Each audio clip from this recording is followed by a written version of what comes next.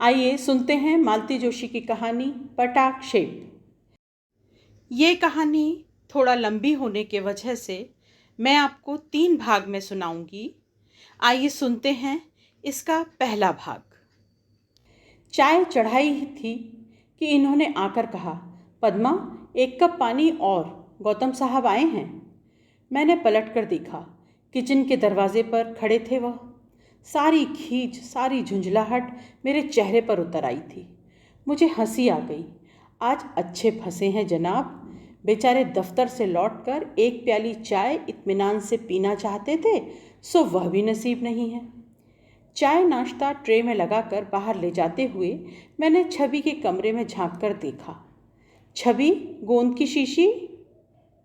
जी, वह उपन्यास में डूबी हुई थी। हड़बड़ाकर उठ बैठी। गौतम साहब आए हैं, मैंने बताया। उनका नाम सुनते ही उसका माथा सलवटों से भर जाता था, पर आज उसने बड़े सहज स्वर में कहा, आप उनके पास थोड़ी देर बैठेंगी दीदी? मैं ज़रा फ्रेश हो लूँ। उसकी आवाज़ में ज़रा भी ऊब नहीं थी, ज़रा भी खींच नहीं थी। बेचारी उन्हें बर्दाश्त करना सीख गई है, मैंने सोचा। और सुनाइए गौतम साहब, क्या हाल चाल हैं? इस बार तो बहुत अरसे बाद दर्शन दिए, मैंने मेज पर चाय नाश्ता लगाते हुए कहा। किसी विदेशी बैंक की धोखाधड़ी का किस्सा सुना रहे थे गौतम। उसे बीच में छोड़कर मेरी ओर मुखातिब हुए। दुआ सलाम के बाद जो शुरू हुए तो घर की, दफ्तर की, देश की, विदेश की, पता नहीं कितनी खबरें सुना गए। यह बैठे बैठे बोर होते रहे। बड़ी मुश्किल से अपनी उबासी रोकते हुए बोले, छवि को बुलाओ भाई, इनका कितना टाइम वेस्ट करोगी? He is a busy man.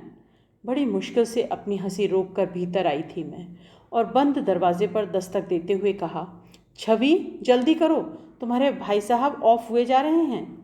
बस दीदी, अभी आई, उसने कहा और दरवाज़ा खोल दिया।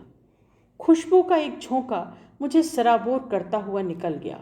उसकी धुंध से उबर कर मैंने देखा, बादामी रंग की नेट नायलॉन की साड़ी, मैचिंग ब्लाउज और चूड़ियाँ, ढीला जूड़ा, जूड़े में गुलाब। छवि तो ऐसे सज संवर कर खड़ी थी जैसे कहीं पार्टी में जाना हो। उसका सलोना रूप सदा की तरह मेरा हीन बोध जागृत कर गया और मेरा ईर्ष्यालु मन कुनमुनाया। भला गौतम साहब के लिए इतने बनाव सिंगार की क्या ज़रूरत थी? दीदी, पीयूष सो रहा है, उसे तो देख लेंगी ना आप?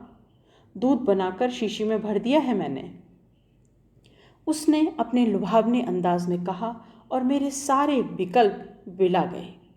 फिर से ममतामयी दीदी बन गई मैं, और उसे आश्वस्त कर बाहर भेज दिया। सोचा, पहनने ओढ़ने के यही तो दिन हैं। किसी ज़माने में मैं भी तो दिन में 3-3 बार साड़ियाँ बदलती थी। दर्जनों बार दर्पण में झांक कर काजल बिंदी ठीक किया करती थी। लेकिन अब कोई मुझे देखे, सुंदर दिखने का कोई उछाह ही नहीं रहा। और यह सोचते हुए पता नहीं कब मैं शीशे के सामने जाकर खड़ी हो गई। अपने टटपुंजिया बालों को किसी तरह समेट कर मैंने जूड़ा बनाया, फिर मुंह हाथ धोकर कपड़े भी बदल डाले। अपने को संवारने की कोशिश में देर तक शीशे के सामने बैठी रही, और वह कमबख्त चीख चीख कर कहता रहा, छवि बहुत सुंदर है, तुमसे 10 गुना सुंदर, 1000 गुना सुंदर है। एकदम सारा उत्साह जैसे निचुड़ गया। मन एक असहाय क्रोध से उबलने लगा।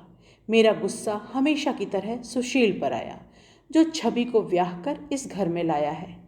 उसके घर में आते ही मैं एक महत्वहीन प्राणी होकर रह गई हूँ। लड़कियाँ, उनके पिता, पास पड़ोसी, सब जैसे उसी के इर्द गिर्द घूम रहे हैं। शादी के 2 साल बाद भी वह नवेली दुल्हन बनी हुई है। गुस्सा लड़कियों पर भी आया, जिन्हें जन्म देने में, पालने में सारा अस्तित्व ही रसहीन होकर रह गया है। गुस्सा इन पर भी आया। वह भला आदमी तो जमकर बैठ ही गया है, मुझे ज़रा बाहर जाना था। यह कब कमरे में आ गए पता ही नहीं चला था। जाने से आपको कौन रोक रहा है? मैंने कसैली आवाज़ में कहा। बुरा तो नहीं लगेगा? बुरा लगने की तो कोई बात ही नहीं है, वह कोई आपके लिए थोड़े ही आए हैं। Padma, I dislike this tone, उन्होंने ज़रा सख्ती से कहा। मैंने कोई जवाब नहीं दिया। मुंह फुलाए बैठी रही। कुछ लाना तो नहीं है बाजार से? इन्होंने खूंटी से कोट उतारते हुए पूछा। मैंने फिर भी कोई उत्तर नहीं दिया। यह चुपचाप बाहर निकल गए। कुछ देर बाद ड्राइंग रूम में इनका स्वर सुनाई दिया, अच्छा गौतम, सी यू अगेन। और फिर सीढ़ियाँ उतरने की आवाज़ आई, फिर स्कूटर स्टार्ट करने की। सारी आवाज़ें कानों में समेटती हुई मैं चुपचाप वहाँ बैठी रही, किसी फालतू सामान की तरह। पीयूष अगर झूले में कुनमुनाता नहीं तो मैं पता नहीं कितनी देर वहाँ बैठी रहती। उसकी आवाज़ आते ही मैं करीब करीब दौड़कर छवि के कमरे में पहुँची। शैतान आजकल झूले से उतरने की कोशिश करने लगा है। अब भी मसहरी से मुंह निकालकर इधर उधर देख रहा था। मुझे देखते ही किलक पड़ा और हुसक कर मेरी गोद में आ गया। उसे कलेजे से भींचकर बड़ी देर तक अपना दुलार बरसाती रही। वह भी प्रसन्न भाव से मेरे अत्याचार सहता रहा। लेकिन सिर्फ प्यार से तो उसका पेट भरने वाला नहीं था। उसने फौरन ही दूध के लिए मचलना प्रारंभ कर दिया। उसे पलंग पर लिटाकर मैंने शीशी उसके मुंह में दे दी और फिर उसके बाजू में लेट गई। मन इतना तृप्त था जैसे पीयूष शीशी का नहीं, मेरा ही दूध पी रहा है। यह नन्हा सा प्राणी आते ही घर भर का, मोहल्ले का एक खिलौना बन गया है। लेकिन मेरी तो जैसे इसने ज़िंदगी ही बदल दी है। मन करता है बस 24 घंटे उसे कलेजे से लगाए रहूं और पूछूं, मेरे लाला, मेरे छोने, तू इतने दिन तक कहाँ छिपकर बैठ गया था? दूध पिलाकर मैंने उसे तैयार किया। जैसे कोई शरबत धीरे धीरे सिप किया जाता है, मैं उसे इत्मीनान से तैयार करती रही। आखिर उसके धैर्य का बांध टूट गया। वह सड़क की ओर हाथ फेंकने लगा। तब मुझे अपना तामझाम समेटना ही पड़ा। छवि, इसे थोड़ा घुमा लाऊं मैं? दोनों देवियां तो पता नहीं कहाँ गायब हो गई हैं। मैंने ड्राइंग रूम में आकर कहा और नीचे उतर आई। पप्पू को घुमाने ले जा रही हैं मिसेस कुमार? मैंने पीछे मुड़कर देखा। मिसेस चंद्रा थैलियों से लदी फंदी हाँफती हुई चली आ रही थी। इनकी मम्मी नहीं आई? बुरी तरह से हाँफ रही थी, पर बोले बिना उन्हें चैन कहाँ था। मम्मी पढ़ रही हैं, मैंने संक्षिप्त सा उत्तर दिया। अब की तो मास्टर जी बहुत दिनों बाद आए हैं, उन्होंने साथ साथ चलते हुए दूसरा प्रश्न ताक दिया। मास्टर जी कौन? ओह, शायद गौतम साहब के लिए कह रही हैं। इनके दोस्त के छोटे भाई हैं, वह भी किसी नाइट कॉलेज में सोशियोलॉजी में एमए कर रहे हैं। कहीं से अच्छे नोट्स या किताबें मिल जाती हैं तो दे जाते हैं। मैंने लंबी चौड़ी सफाई दी और फिर लगा इसकी कोई ज़रूरत नहीं थी। यही तो मैं लड़कियों से कह रही थी, मास्टर तो अपने समय से आता है, समय से जाता है। वह इतनी इतनी देर बैठता भी नहीं है, इतने इतने दिन गोल भी नहीं करता, और उसे छोड़ने सारा घर दरवाजे पर नहीं आता है। मैं तो स्तब्ध रह गई। मिसेस चंद्रा की नज़र से कोई बात छूटती नहीं है। लोग बाग उन्हें कॉलोनी का चौकीदार कहते हैं। ठीक ही कहते हैं। मैंने फिर अकारण सफाई देते हुए कहा, इतना लेट एडमिशन हुआ है उसका, इसीलिए जहाँ से भी हेल्प मिलती है ले लेते हैं। अक्टूबर में तो उसने कॉलेज ज्वाइन किया है। हमने तो यही सोच लिया था कि उसी बहाने घर से तो निकलेगी, 4 हमउम्र लोगों के साथ हंसेगी, बोलेगी, तो उसका मन लग जाएगा। आपने देखा तो है कैसी हो गई थी। दिन भर कमरे में घुसी रहती थी, न किसी से हंसना, न बोलना, न ढंग से पहनना, न ओढ़ना। देवर कब लौट रहे हैं आपके? अगला प्रश्न तैयार ही था। अभी तो साल भर बाकी है, 3 साल के लिए गए हैं ना। उत्तर देते देते अब मैं भी हाँफ चली थी। मार्केट आ गया, तब कहीं जाकर मुझे राहत मिली। उन्हें दुकानदारों से उलझता छोड़कर मैंने मार्केट का एक राउंड लिया, कुछ टॉफ़ियाँ खरीदी और लौट पड़ी। लौटते हुए उनके साथ आने का साहस मुझ में नहीं था। लौटते हुए पड़ोस की 2-3 लड़कियां मिल गई थीं और मैंने राहत की सांस ली। उन लोगों में पीयूष को लेने के लिए होड़ सी मच गई और मुझे हाथ सीधा करने का मौका मिल गया। मोटे ताजे बच्चे देखने में तो अच्छे लगते हैं, पर उठाना पड़े तो भगवान याद आ जाते हैं। पीयूष अपनी भक्त मंडली में प्रसन्न था और फरमाइशी प्रोग्राम पेश कर रहा था। शुभा, विवाह ने और छवि ने उसे कई करतब सिखा रखे हैं। लड़कियां मुग्ध हुई जा रही थीं। 13-14 साल की लड़कियां थीं वे। उन्हें मुग्ध होने के लिए कुछ भी काफ़ी होता है। हाय कितना स्वीट है ना, हाय कितना इंटेलिजेंट है, से होते हुए बात उसकी मम्मी पर उतर आई। घर पहुंचने तक छवि कितनी स्वीट, कितनी स्मार्ट, कितनी ग्रेसफुल वगैरह विशेषण पा चुकी थी। अपने घर की ओर मुड़ते हुए जब पीयूष को लिया तो कितना भारी लगा मुझे वह। किसी तरह सीढ़ियाँ चढ़कर मैं ऊपर आई। गैलरी में आकर पता लगा कविता की जो पंक्तियाँ हवा में तैरकर मेरे कानों में टकरा रही थीं, उनका उद्गम स्थान हमारा ड्राइंग रूम ही था। मुझे लगा शायद छवि रेडियो खोलकर बैठ गई है। ड्राइंग रूम में आकर देखा कवि महोदय सशरीर ड्राइंग रूम में विराजमान हैं और उनकी एकमात्र श्रोता बड़ी तन्मयता से रसास्वादन कर रही है। मैंने ईश्वर को धन्यवाद दिया कि लौटते हुए मिसेस चंद्रा मेरे साथ नहीं थी। कमरे के वातावरण को गद्यमय बनाते हुए मैंने कहा, छवि अपने लाडले को तो देखो ज़रा, मुझे किचन में जाने दो, दोनों देवियाँ लौट आएंगी तो मुझे ही खा जाएंगी। कवि और श्रोता दोनों जैसे समाधि से जाग पड़े। भावाभिभूत होकर छवि ने कहा, कितनी अच्छी कविता लिखते हैं गौतम साहब। लिखता था, कवि ने करेक्शन स्लिप प्रस्तुत की। कॉलेज के दिनों में बहुत कुछ लिखा था। उस जमाने में तो सभी कवि होते हैं। यह नून तेल लकड़ी का चक्कर लगाने के बाद भी जिनकी प्रतिभा शेष रह जाती है वे ही सच्चे कवि होते हैं। और इस यथार्थवादी घोषणा के साथ मैंने मंच से प्रस्थान कर दिया। कवि गोष्ठी फिर नहीं जम सकी क्योंकि कुछ ही देर बाद स्कूटर स्टार्ट होने की आवाज़ आई। कुछ ही पल बाद छवि किचन में थी। उसकी आंखों में कविताओं की पंक्तियां अब भी तैर रही थीं। उसी भाव विभल स्वर में बोली, आपको पता है दीदी, गौतम साहब की लव मैरिज है। साथ ही पढ़ते थे वे दोनों। सारी कविताएं मिसेस गौतम के लिए लिखी गई हैं। छवि प्लीज़ ज़रा साड़ी बदल कर आ जाओ तो चटनी पीस दो। मुझे तो ये बाकी का काम निपटाते निपटाते ही 8 बज जाएंगे। कविता कानन में विचरण करने वाले उसके मन को मैंने निर्ममता से सिल पर पटकते हुए कहा। उसका चेहरा बुझ सा गया और मुझे अपने आप पर गुस्सा आने लगा। आफत की मारी शुभा उसी समय मेरे सामने आकर खड़ी हो गई। मम्मी भूख लगी है। भूख तो लगी होगी तभी तो घर की याद आई है, मैंने उसे झंझोड़ते हुए कहा। घड़ी देखी है, यह समय है घर लौटने का। ये लोग तो कब से आ गई हैं, छवि ने मिमिया कर कहा, लेकिन तब तक शुभा की पीठ पर 2 घूंसे पड़ चुके थे और वह सिसकती हुई चली गई।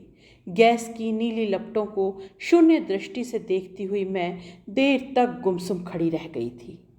रात बेडरूम में प्रवेश करने पर देखा यह अखबार में खोए हुए थे। चेहरे से इनके मूड का कुछ पता ही नहीं चल रहा था। शाम को ज़रा ऑफ होकर ही घर से निकले थे। लौटते ही शुभा ने मम्मी की शिकायत कर दी थी। उसकी प्रतिक्रिया जाननी अभी शेष है। मैं चुपचाप अपने बिस्तर पर आकर पड़ रही थी। शादी को 10-12 साल हो चुके हैं, पर हर रात कमरे में पांव देते हुए मन सहमा सा ही रहता है। उनका चेहरा सदा की तरह गंभीर बना रहता है और मुझे अपने दिन भर की बेवकूफ़ियाँ 100 गुना बड़ी होकर सालने लगती हैं। बहुत मन होता है उनकी छाती में मुंह छिपाकर रोने का, पर अपनी ओर से पहल करने का साहस ही नहीं जुटा पाती। सो गई क्या? उन्होंने हौले से पूछा। नहीं तो क्यों? मैंने करवट बदलकर पूछा। आज तुम्हारी प्रिय सखी मिली थी, मिसेस कश्यप। कहाँ? मार्केट में? यहाँ कैसे आई हैं? ट्रांसफ़र हो गया है क्या? क्वार्टर कहाँ मिला है? अरे रुको भाई, सांस तो लो। तुम तो एक के बाद एक प्रश्न पूछती ही चली जाती हो। मेरा अंतर्मन जानता है कि इन प्रश्नों के उत्तर मेरे लिए महत्व नहीं रखते। अपनी नर्वसनेस को छिपाने का एक साधन मात्र हैं ये। कैसी लगती हैं अब वह? मैंने अधीर होकर पूछा। अरे खूब फैल गई हैं, गर्दन तो नज़र ही नहीं आ रही है। सच? और मेरा मन उल्लास से भर गया। मिसेस कश्यप अब उतनी सुंदर नहीं रही, यह जानना कितना सुखद था। एक ज़माना था जब मिसेस कश्यप ही नहीं, उनका ड्राइंग रूम, उनके अचार, उनके स्वेटर्स, उनके बच्चे, सभी बातें चर्चा का, प्रशंसा का विषय थी। कम से कम अब एक पॉइंट तो उनका कम हुआ। सच कह रहे हैं, बहुत मोटी हो गई हैं, मुझसे भी ज़्यादा? मैंने आश्वस्त होने के लिए पुनः पूछा। तुम्हें मोटी किसने कह दिया? अब रहने भी दीजिए, मैंने किसी नबोड़ा की तरह इतराते हुए कहा। सच कह रहा हूँ भाई, कोई मेरे दिल से पूछे तेरे तीरे नीम कश को, और मुझे अपनी बाहों में समेटकर उन्होंने बेड स्विच ऑफ कर दिया। उनकी बाहों का तकिया लिए हुए मैं देर तक तृप्त भाव से लेटी रही। मिसेस कश्यप का नाम लेते ही शंकाओं का एक तूफान सा उठा था। वह अब शांत हो गया था। सुख की उस चरम अवस्था में मन बड़ा तरल हो आया था। मुझे छवि की याद हो आई। मैं यहाँ प्रिय की बाहों में सुख से लेटी हूँ और वह बेचारी। हौले से मैं बिस्तर से उठ आई। वह उसी तरह प्रगाढ़ निद्रा में निमग्न लेटी रही। खिड़की का पर्दा सरकाकर मैंने देखा, बगल वाले कमरे की बत्ती का चौकोर प्रतिबिंब सड़क पर पड़ रहा था, जिसका अर्थ था छवि अभी जाग रही है। मन करुणार्ध हो उठा। क्या सुख देखा है बेचारी ने शादी का। 2 महीने लगकर भी तो अपने कलकत्ता वाले घर में नहीं रही। कभी मेरे पास, कभी माँ के पास, 30 त्योहारों के चक्कर में घूमती रही। तब यह पता थोड़े था कि सुशील को 6 महीने के अंदर ही विदेश चला जाना होगा। इतने वरिष्ठ लोगों के होते हुए कंपनी उसे ही जर्मनी में ट्रेनिंग के लिए भेजेगी। खुद उसे भी इसकी आशा कहाँ थी। पर इस चांस को मिलते ही दोनों घरों में खुशी की लहर दौड़ गई थी। फॉरेन रिटर्न होने का एक ऐसा शौक सवार था सब पर कि छवि की राय लेना भी ज़रूरी नहीं समझा गया। उसे 4था महीना चल रहा था। 1 साल तो इसी चक्कर में बीत जाता। फिर जहाँ उसका मन होता रह लेती। मैके ससुरे सबही सुख, जबही जहाँ मनुमान। और इसी तरह उसके दिन कट भी रहे थे। पीयूष 5-6 महीने का था, तब भी उसकी पीहर से चिट्ठी आई। दीदी, मेरा यहाँ ज़रा भी मन नहीं लग रहा है, मुझे बुला लीजिए। दूसरे ही दिन वह आगरा जाकर लिवा लाए थे। इतनी दुबली हो गई थी वह। मैंने प्यार से उसकी बलैया लेते हुए कहा था, अरे माँ के राज में यह हाल हो गया है तेरा, फिर मुझे तो तू 15 दिन में बदनाम कर देगी। दरअसल दीदी, बहुत बोर हो गई हूँ मैं वहाँ, उसने कहा। घर में सबके पास अपना अपना काम है। सहेलियाँ अपनी पढ़ाई में मस्त हैं, जिनकी शादी हो गई है उन्हें अपनी गृहस्थी से फुर्सत नहीं है। छोटी भाभी अपनी नौकरी में व्यस्त हैं। बड़ी भाभी का बच्चों में ही दिन बीत जाता है। एक मैं ही फालतू नज़र आ रही थी वहाँ पर। और वह सूखी हंसी हंसती। उसकी सारी व्यथा उस हंसी में छलक गई थी। तब मैंने ही जिद की थी उसे कॉलेज भेजने की। सुशील उसे मेरे पास छोड़ गया था। वह भी माँ बाप के यहाँ से मेरे पास अपनी इच्छा से आ गई थी। इस विश्वास को, इस स्नेह को मैं झुठलाना नहीं चाहती थी। कॉलेज जाने लगी थी तब से उसके चेहरे पर काफ़ी रौनक आ गई थी। फिर भी कभी कभी वह इतनी निरीह लगती कि दया हो आती थी। शाम की बात याद करके मन कैसा तो हो गया। बरामदे में आकर मैंने धीरे से उसके कमरे का दरवाज़ा ठेला। वह खुला ही था। एक पलंग पर शुभा विभा एक दूसरे के गले में बाहें डालकर सो रही थी। दूसरे पलंग पर लेटी छवि कुछ पढ़ रही थी। मैंने दूर से ही पहचान लिया, वह गौतम की डायरी थी। दीदी आप? वह चौंक कर उठ बैठी। सोई नहीं रहे अभी तक? 12 बज रहे हैं। बाप रे, मुझे तो पता ही नहीं चला। बैठिए ना, मेरे लिए जगह बनाते हुए उसने कहा। इतनी अच्छी कविताएं हैं क्या? ज़रा देखूं तो। डायरी खोलकर देखा। पहले ही पृष्ठ पर बड़े बड़े अक्षरों में लिखा था, हेमा के कुसुम कोमल करों में प्रणय का यह पुष्प सस्नेह समर्पित। कविताएं कुछ खास नहीं थीं। उम्र के उस दौर में सभी लोग कविताएं लिखते हैं। जो नहीं लिख पाते वे पढ़ते हैं। 20-21 वर्ष की भावुक उम्र थी, तभी तो छवि 12 बजे रात तक उन फटीचर कविताओं का रस ग्रहण करती रही थी। बड़ी किस्मत वाली हैं मिसेस गौतम, जिनके लिए इतने प्यारे गीत लिखे गए हैं। मैंने कॉपी को उलट पुलट करते हुए कहा। हाँ दीदी, लेकिन अब वे पहले वाली मिसेस गौतम कहाँ रह गई हैं? कैसे रहेंगी भला? 3-3 बच्चों को जन्म देने के बाद औरत क्या वही रह जाती है? और तो वे शायद सर्विस में भी है ना कहीं छवि। सुंदर दिखने के लिए भी सुविधा चाहिए। दीदी, मैं सुंदरता की बात नहीं कर रही थी। मेरा मतलब है, अब उनमें पहले जैसी अंडरस्टैंडिंग नहीं है। बहुत बदल गई हैं वह। और यह बात तुम्हें मिस्टर गौतम ने बतलाई है? छी, इस तरह भी कोई अपने घर की बात कहीं बाहर करता फिरता है? मैंने कहा। हर किसी से तो नहीं कहता, पर जहाँ थोड़ी बहुत सहानुभूति मिलती है वहाँ बात जुबान पर आ ही जाती है। सहानुभूति? मैंने छवि को ध्यान से देखा। इसे गौतम से सहानुभूति कब से हो गई? अभी कल तक तो उन्हें गोंद की शीशी और मिस्टर सरेश जैसे उपनाम देती रही थी। है उनकी ऐसी ऐसी नकल उतारती थी कि बच्चे हंसते हंसते लोटपोट हो जाते थे, बल्कि मुझे ही डांटना पड़ता था। डायरी के पन्ने पलटते हुए मैं अंतिम पृष्ठ तक पहुंच गई थी। रचना शायद ताज़ा ही थी, क्योंकि अक्षर और स्याही दोनों ही बदले बदले से थे, और मजमून भी। सहराए जिंदगी में ठंडी बयार सी तुम, उजड़े हुए चमन में फसले बहार सी तुम कौन हो, कहाँ से आकर बरस गई हो, जलते हुए जिगर पर भीनी फुहार सी तुम। उर्दू कविता का मेरा ज्ञान बहुत मामूली सा है, पर इतना समझ में आ गया कि इसी कविता के लिए छवि को कॉपी दी गई है। पता नहीं उसकी निगाह उस पर पड़ी भी है या नहीं। मन हुआ चुपके से वह पेज फाड़ लूं, लेकिन कागज़ तो कागज़ है, दोबारा भी लिखा जा सकता है। रात भर करवटें बदलती रही मैं। गौतम की कविताएं जैसी भी थीं, मेरे अतीत को कुरेद गई थीं। स्मृति पटल पर अपने लिखे कई गीत नाच उठे थे। उन गीतों में क्या नहीं था?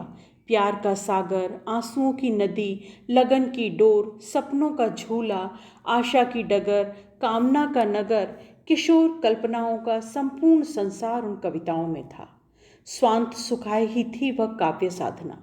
माँ का आतंक था ही इतना ज़बरदस्त, फिर भी पता नहीं कैसे एक दिन मेरी कॉपी उनके हाथ पड़ गई, और देखते ही देखते मेरे गीत अग्नि की भेंट चढ़ गए थे। उस आग में सिर्फ कविताएं ही नहीं जली थीं, मन की अमराई भी झुलस गई थी। बसंत कितने ही दिनों तक वहाँ आने से कतराता रहा था। माँ की आग्नेय दृष्टि से इतनी सहम गई थी मैं कि उस दिन रो भी नहीं पाई थी। आज वही रुलाई अपने समस्त आवेग के साथ फूट पड़ी थी। दुनिया में ऐसी लड़कियां भी हैं जिन पर कविताएं लिखी जाती हैं, और मुझ जैसी भाग्यहीना भी हैं जिसकी कोमल कल्पनाओं का निर्ममता से गला घोंट दिया जाता। पता नहीं दुनिया का हर अन्याय मेरे ही हिस्से में क्यों आता है। इतनी इच्छा हुई कि एक बार फिर उसी उम्र में लौट जाऊं और जी खोलकर अपने गीत, अपनी कविताएं गाऊं, फिर से पुकारूं अपने जाने अनजाने प्रियतम को। अगले 2-4 दिनों में मेरे पास बस यही काम था। जब भी समय मिलता कॉपी लेकर बैठ जाती और कविताओं की भूली बिसरी पंक्तियां जोड़ तोड़ कर लिखती रहती। आश्चर्य तो इस बात पर हुआ कि 2-4 गीत पूरे के पूरे याद आ गए। शायद अंतर्मन को किसी अंधेरी गुफा में दुबक कर बैठे हुए ये गीत बाहर आने की बाट जोह रहे थे।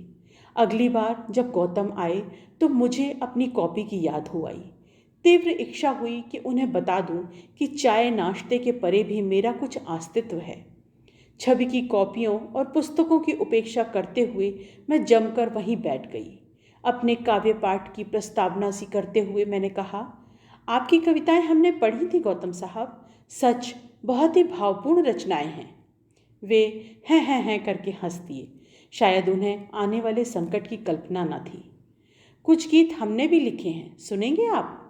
और उनकी सम्मति की परवाह किए बगैर मैं अपनी कॉपी उठा लाई और तरन्नुम में सुनाने लगी। अपनी ऊब और खींच को किसी तरह दबाते हुए गौतम कविताएं सुनते रहे, दाद देते रहे और घड़ी देखते रहे। दूसरा गीत समाप्त कर मैंने उनकी राय जानने के लिए सिर उठाया तो देखा वह खड़े हो गए हैं। कविताओं में ऐसा खो गया भाभी जी कि याद ही नहीं रहा।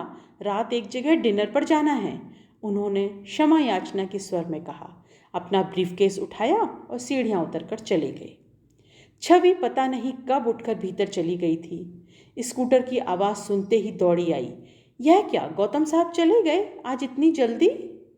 जाते कैसे नहीं, मैंने सूखी हंसी हंसते हुए कहा। संसार में ऐसा कभी हुआ है आज तक जो चुपचाप बैठा दूसरों की कविताएं सुनता रहे? बेचारे 10 मिनट में ही मैदान छोड़कर भाग गए। अपने इस विनोद पर मैं खुद ही हंसती रही। छवि ने साथ नहीं दिया था। मैं चाय बना रही थी, उसने अस्फुट स्वर में कहा। तो बना लो ना, तुम्हारे भाई साहब आते ही होंगे।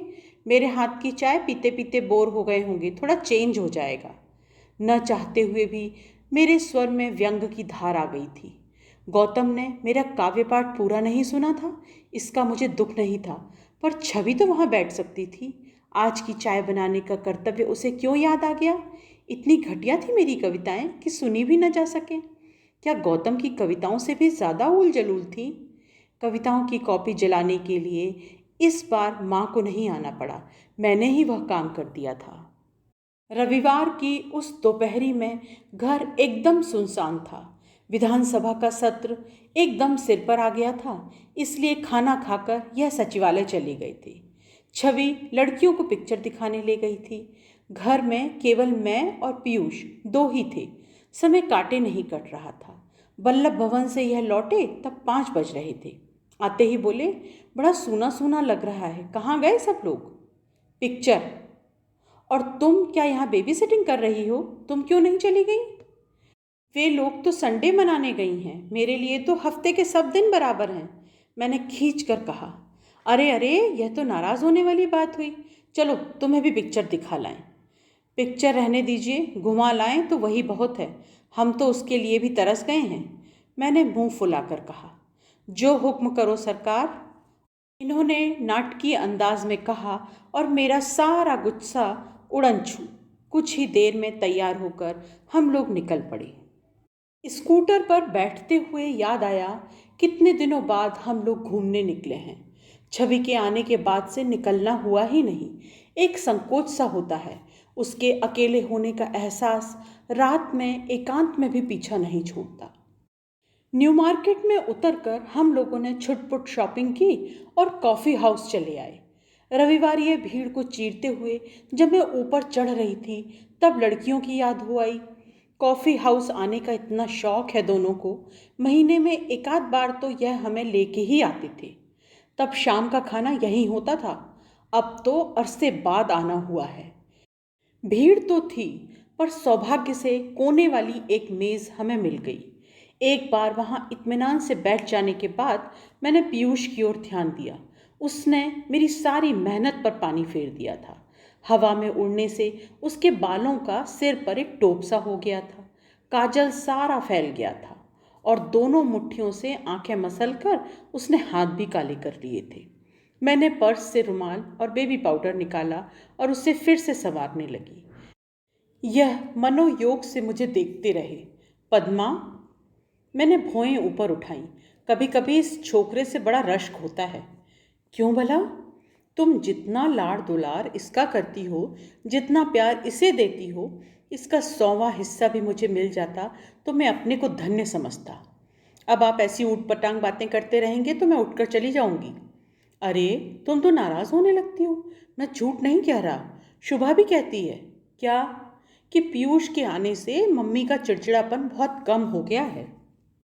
एक बहुत तीखा सा जवाब मेरे होठों तक आया था, लेकिन उसी समय किसी परिचित आवाज़ को सुन मेरे कान खड़े हो गए। सुनिए, यह विवाह की आवाज़ तो नहीं लग रही है आपको? तुम्हारा भी जवाब नहीं है पद्मा, तुम्हें तो हर जगह अपनी राजकुमारियां ही नजर आती हैं। भगवान के लिए अब बोर मत करो, लड़कियों की फिक्र छोड़ो और इस लड़के की ओर देखो। पट्ठा पूरे का पूरा डोसा उठाने की फिक्र में है। मैंने आज्ञाकारी पत्नी की तरह ध्यान प्लेट की ओर केंद्रित किया। कुछ ही मिनट बीते होंगे और बगल वाले कमरे से हंसी का फव्वारा छूटा। उसमें छवि की खनकती हुई हंसी बिल्कुल साफ सुनाई दे रही थी। पहले भाग की कहानी बस यहीं तक। आगे की कहानी जानने के लिए ज़रूर सुनिए इस कहानी का अगला भाग। नमस्कार।